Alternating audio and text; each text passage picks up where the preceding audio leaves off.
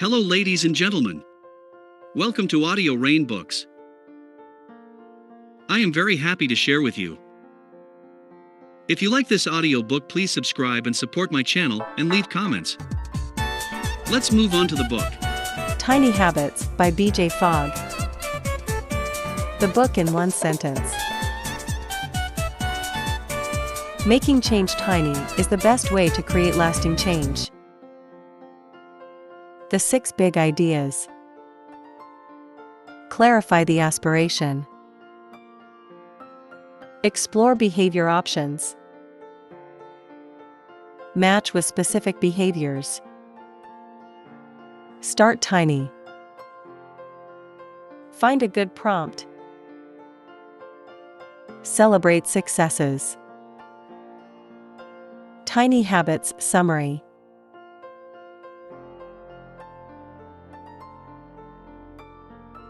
We all have behaviors we want to change for the better. We want to eat more vegetables, be more patient with our children, go to bed earlier. Why, then, do we struggle to make lasting change? The problem, according to Fogg, is threefold. First, we judge ourselves far too harshly when we fail. Take losing weight, for example. We commit to ridding ourselves of a few unwanted pounds. But, then, we go to lunch with our colleagues and order a big meal.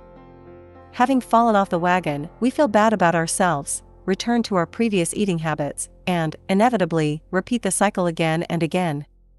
People don't change by feeling bad. Second, we mistake aspirations for behaviors. A behavior, according to Fogg, is something you can do right now or at another specific point in time. For instance, you can put your phone on airplane mode before you got to bed to get a better night's sleep. An aspiration, by contrast, is impossible to achieve at any given moment. You cannot suddenly get better sleep. Third, we set big, lofty goals and rely on motivation to achieve them. The problem, as we've all experienced, is motivation is unreliable. It's great, in the beginning, especially when researching a new behavior.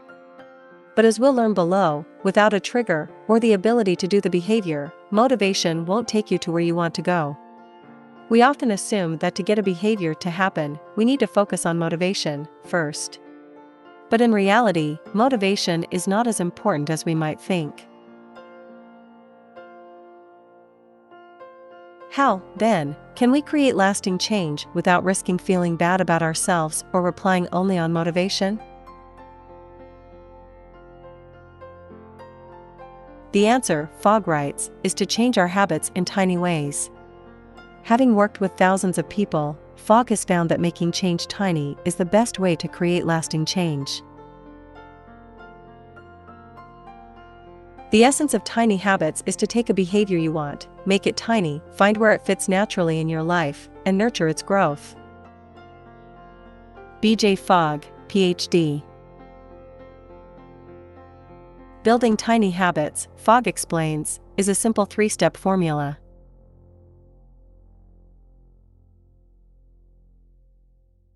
Find an anchor moment. An anchor moment is 1. An existing routine, like brushing your teeth, or 2. An event that happens, like a phone ringing. The anchor moment reminds you to do the new tiny behavior.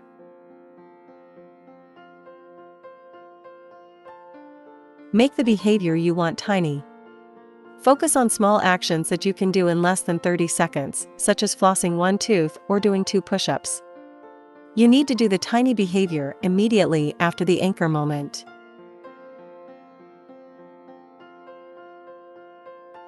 Celebrate instantly. Something you do to create positive emotions, such as saying "I did a good job" or "awesome." You need to celebrate immediately after doing the new tiny behavior to wire the new behavior into your brain. The elements of behavior. A behavior happens when motivation, ability, and a prompt converge simultaneously. This is known as the Fogg behavior model or B=map. For example, while working out, Fogg got a text from Red Cross asking him for a donation. Fogg already had a desire to donate, motivation, he was capable of replying to the text, ability, and Red Cross promoted him in the first place with a text, prompt. If, however, Red Cross had called him, Fogg's ability to answer may have hindered him from doing the behavior. What's interesting is the Fogg behavior model applies to all behavior, including those you're trying to change for the better. In Fogg's words, you can disrupt a behavior you don't want by removing the prompt. This isn't always easy, but removing the prompt is your best first move to stop a behavior from happening. B.J. Fogg, Ph.D.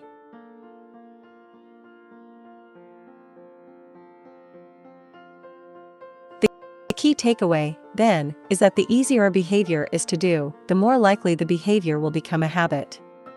And that goes for breaking bad habits, too. Watching TV, say, is a lot harder when it's unplugged, in another room, and you have to carry it down a flight of stairs and plug in to watch. Motivation.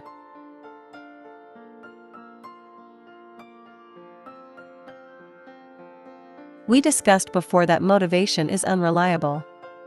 Yet, we rely on it heavily when trying to make a change.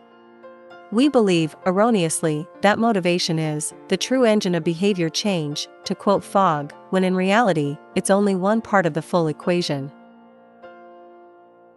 In Fogg's work, he focuses on three sources of motivation. Yourself, what you already want. A benefit or punishment you would receive by doing the action, the carrot and stick, and your context, example, all your friends are doing it. No matter what kind of change you want to make, matching yourself with the right behaviors is the key to changing your life for good. The best behaviors to focus on are what Fogg calls golden behaviors. A golden behavior has three criteria. The behavior is effective in realizing your aspiration, impact. You want to do the behavior, motivation, and you can do the behavior, ability.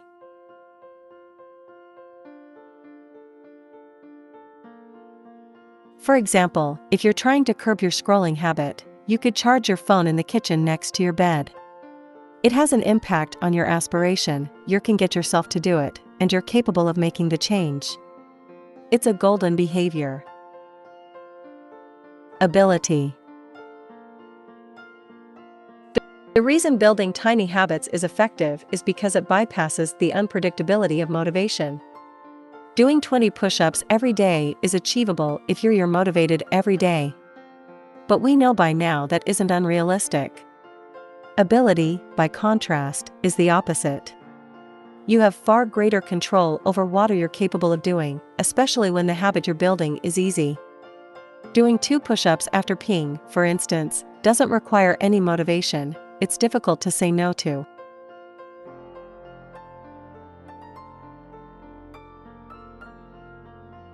If you're struggling to build a new habit, ask yourself what Fogg calls the discovery question: what is making this behavior hard to do? Fogg has found in his research that our answer will involve at least one of 5 factors, which he calls the ability factors. Do you have enough time to do the behavior? Do you have enough money to do the behavior?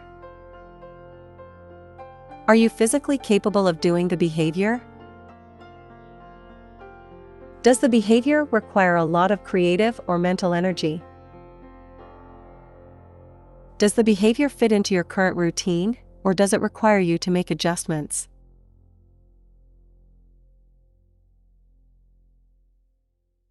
For example, many people struggle to exercise, not because they don't have enough time or money, say, but rather, because they're not physically capable.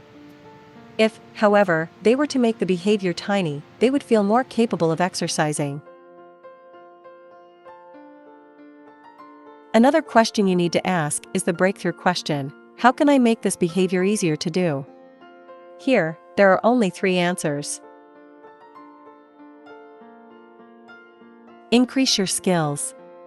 Learn more about the habit you're building while your motivation is high by watching YouTube videos or joining a group of like-minded people.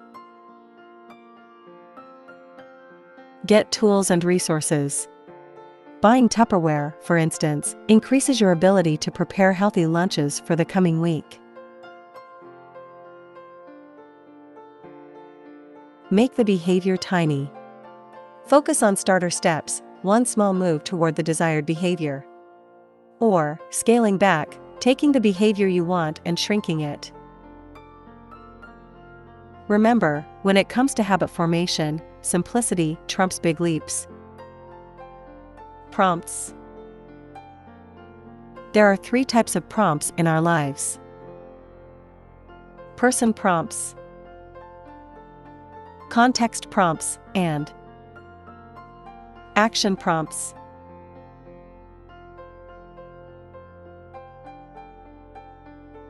A person prompt relies on something inside of you to do a behavior, such as a feeling of thirst, prompting to rehydrate. While useful, sometimes, Fogg says relying on yourself to do a new behavior every day is unlikely to lead to meaningful change due to its unreliability.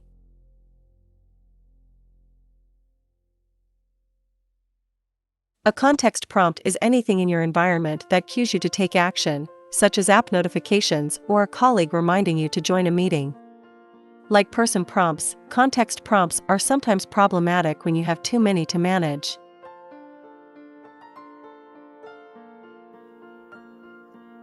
Fogg's favorite of the 3 is an action prompt, a behavior you already do that can remind you to do a new habit you want to cultivate. For example, your existing habit of pouring yourself a cup of coffee in the morning can serve as your prompt to take daily vitamins, a new habit. Fogg writes, action prompts are already embedded in your life so seamlessly and naturally that you don't have to think about them. B.J. Fogg, Ph.D.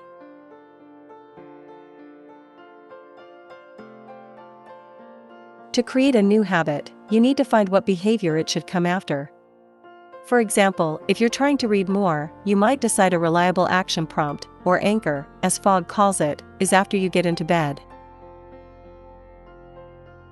Once you have identified a habit you want in your life, you can create what Fogg calls a tiny habit recipe. After I anchor, I will, new habit. For example, after I flush the toilet, I will do 2 push-ups. After I pull the car over, I will write down the most important task of the day. After I brush my teeth, I will floss 1 tooth. In teaching thousands of people how to find good anchors for their new habits, Fogg has learned that you should take 3 things into account when choosing an anchor. Match the physical location. Match the frequency, and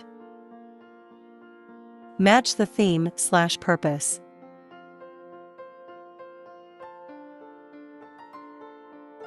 To match the physical behavior, you need to find an anchor you already do in that location. In Fogg's experience, having the anchor happen in one's location and the new habit in another rarely works.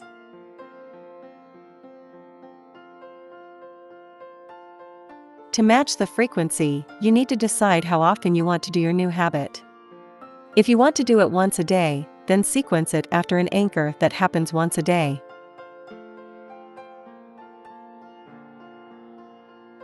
To match the theme/purpose, you need to ensure that the anchor has the same theme or purpose as the new habit. Sweeping the garage after brushing your teeth will almost certainly fail due to their incompatibility. Emotion.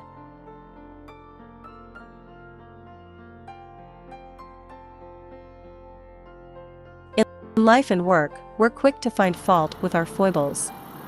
We self-chastise for failing to do or not take action when needed, raising a concern during a meeting, saying the right thing to a friend going through a difficult time. Yet, rarely, if ever, do we recognize and celebrate our achievements, big or otherwise.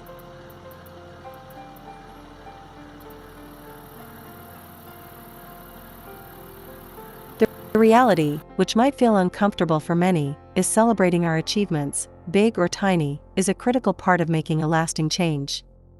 In fact, Fogg has found in his research that habits can form very quickly, often in just a few days, as long as people have a strong positive emotion connected to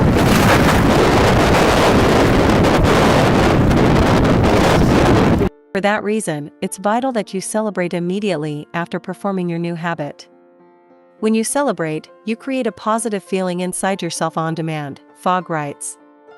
This good feeling wires the new habit into your brain. When we feel good, our brain releases dopamine, we remember what behavior led to feeling good, and we're more likely to do it again.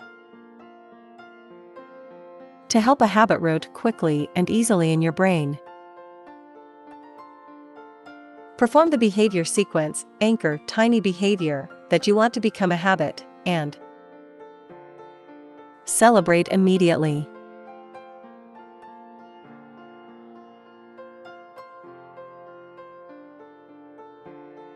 Fogg's rule for celebrating is saying or doing something, internally or externally, that makes you feel good and creates a feeling of success. That might be saying, "Awesome," out loud, or thinking to yourself, "Good job." What matters, more than how you celebrate, is the immediacy and intensity of the celebration after doing the habit. Recommended reading. If you like tiny habits, you might also like Atomic Habits by James Clear, Mini Habits by Stephen Guise, One Small Step Can Change Your Life by Robert Maurer. Buy the book, Tiny Habits. Print, audiobook, hardcover. Thank you for listening this audiobook. I am very happy to share with you. If you like this audiobook, please subscribe and support my channel and leave comments. Have a nice day. Bye bye.